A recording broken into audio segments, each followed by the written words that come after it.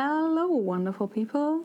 Today I want to talk to you about something and not actually do something. So if you're only here to see me sewing stuff, sorry, not the video for you today. Feel free to skip this one. There won't be sewing here. Whoops, forgot to do the introduction thingy. Hi, my name is Lena.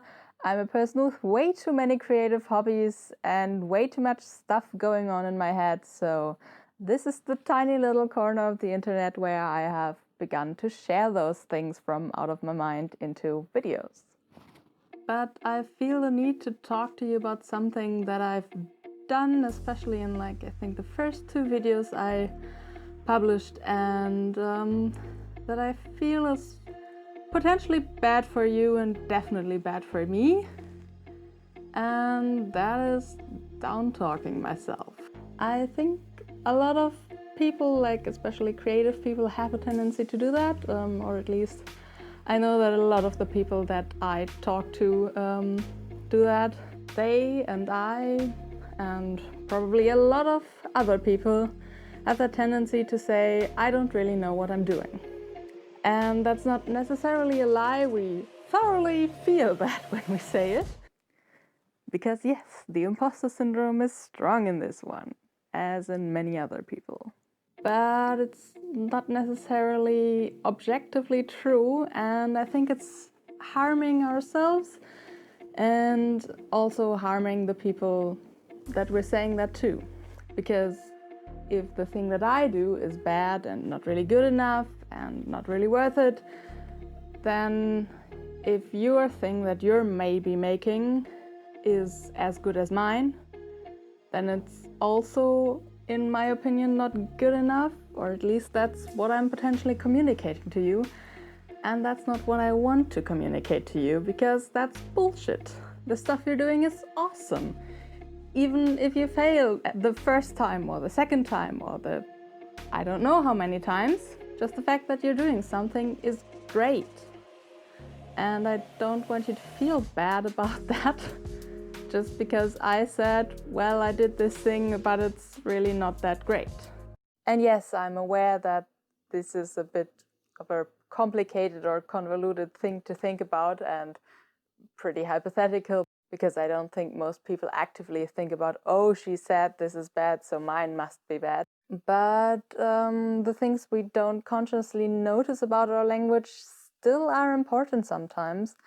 And so I wanted to talk to you about it anyways. Also, this channel is called Lena's Brain Dump, so you just get the stuff that's going on in my head, and yeah. I want to talk to you about expectations a little bit, because a lot of the time we have outside expectations talking to us and expecting us to do the most awesome thing ever. And actually we don't have to do that. We can just do something because we want to and because we're happy with it. The stuff you make doesn't have to be perfect. It doesn't have to be professional quality. As long as you had fun making it and as long as you're having fun with the thing, it's awesome. It doesn't need to be any better. Please note that this is also very much me trying to teach this lesson to myself. I have by far not fully learned it, but I'm aware it's a lesson I probably should learn. Of course, if you want to learn something, then I'm never keeping you from that, because I love learning new stuff and I love getting better at things. That is not the point. But the fact that I want to learn something should not keep me from appreciating what I'm already doing. And it should most definitely not keep you from appreciating what you're doing.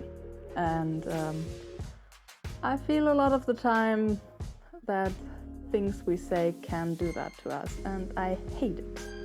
I definitely remember moments in my life where I was in some project together with another person, and they said, I know how to do this, I will take the lead on this. And I agreed, because I felt like I didn't know what I was doing, and so yay, someone else taking charge. Awesome. And then when the actual project happened, I was standing there and looking at it and thinking, I could have done that. Like, I'm good enough to do this. I've got the skills to do this. Why was I talking myself down and out of it? Time for a short anecdote. A couple years back, me and my then partner wanted to visit a medieval market fair thingy, and I didn't really have an outfit then. Most certainly do now. And we whipped together a very quick thing, like in the middle of the night, emergency sewing moment. And back then I hadn't sewn as much as I have now. And he said, "It's fine, I know what I'm doing, I'm gonna sew it for you." And at the end I looked at the thing and thought, I could have done that.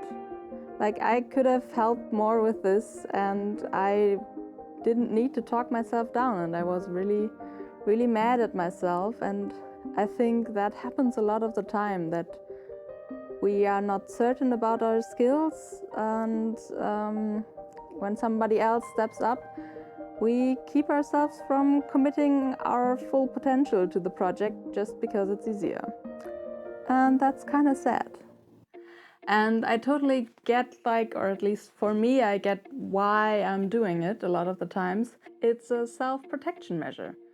If I already told you before that I don't know what I'm doing and it's gonna be shit, then if it actually happens to end up shit, I can tell you, I told you so. I told you I don't know what I'm doing. Look, this isn't my fault. I was completely honest and upfront with it, and I didn't know what I'm doing. It's a very easy way to keep yourself safe from, like, having to face the expectations of other people, because you just lower the expectations way down before anything ever happens, and then you cannot fail those expectations because you've put them down so low that basically you have to overcome them.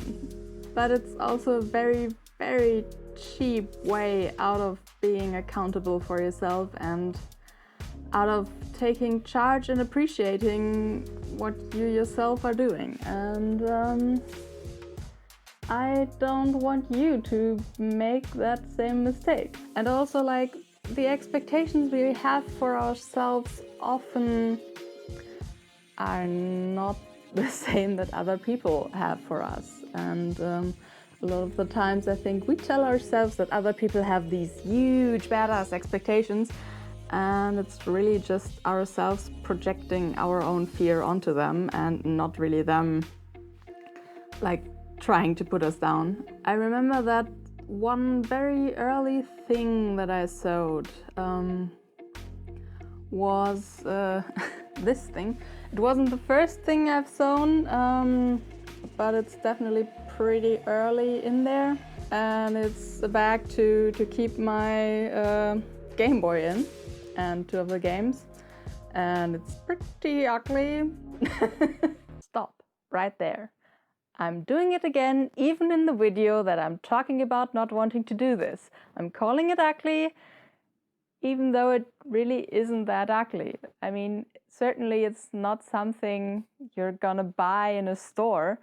It's clearly handmade, and it's clearly visible that I was freaking scared of the sewing machine, and the seams are very, very wonky, but, like, I was young and I was freaking scared of the sewing machine, and it's fine, it's done its work. Well, I was just starting out, and it's keeping together until this day, although some threads are becoming loose now, but, like, this thing is like 15 years old. It's okay if some threads don't make it to this day. And I remember me not being entirely happy with it even then. And I remember my mom looking at it and being very astonished that I put a zipper into this thing. And looking back,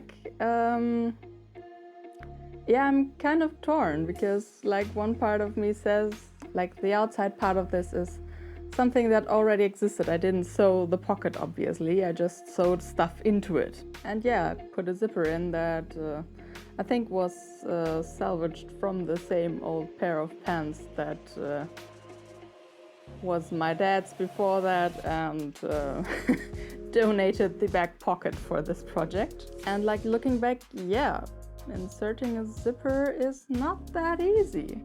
So considering that I was pretty young and hadn't done this ever before and didn't really have much guidance or someone telling me what exactly to do, like I'd learned some sewing before this from my mom mostly, but not how to insert a zipper.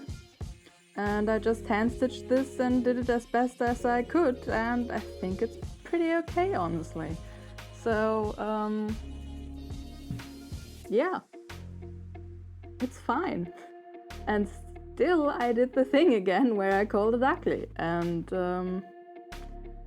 I hate that. I hate that I'm calling it ugly. It's not. It's a perfectly okay first or early project, and it's done its job for over a decade now, and it's doing fine. So yeah, don't be mad at your early projects, and even don't be mad at your later projects. You don't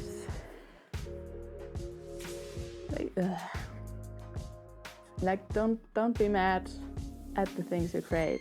It's awesome that you're creating something, and that it is good enough that you're creating something, and it's good enough for you to have fun with it. You don't have to be amazing at it to be valid in creating this.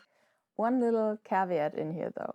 I'm not telling you to replace your imposter syndrome with Dunning-Kruger effect, which is the effect of people with low information in a certain area to vastly overestimate their personal ability in this area.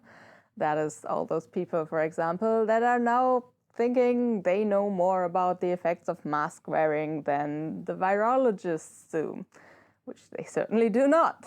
But yeah, appreciate the things you already can do, appreciate the skills you have, take a realistic look at the things you can do and at your skills and at the joy the things you do bring you. And like, don't let your own expectations or somebody else's expectations or perceived expectations keep you from enjoying something you're interested in. Just have a try. It's gonna be fine, and if you fail, it's gonna be fine, and if it doesn't look exactly like you wanted it, it's gonna be fine. It's okay to not be perfect, and if it's not perfect, it's okay to still like the thing you did, because it's still gonna be a great thing. And if you've actually stuck around until this point watching my video, thank you so very much for watching. If you're interested, maybe do share your own personal experiences with expectations and imposter syndrome, and where you've maybe stood in your own way before and how you've overcome those moments. I'm very glad to have had you here on my channel, and I hope to see you maybe again. And thanks so much for watching, and goodbye. Have a nice day. Breathe, Lena, breathe. You are allowed to breathe in between your sentences. Really? It's okay. That's a thing you can do.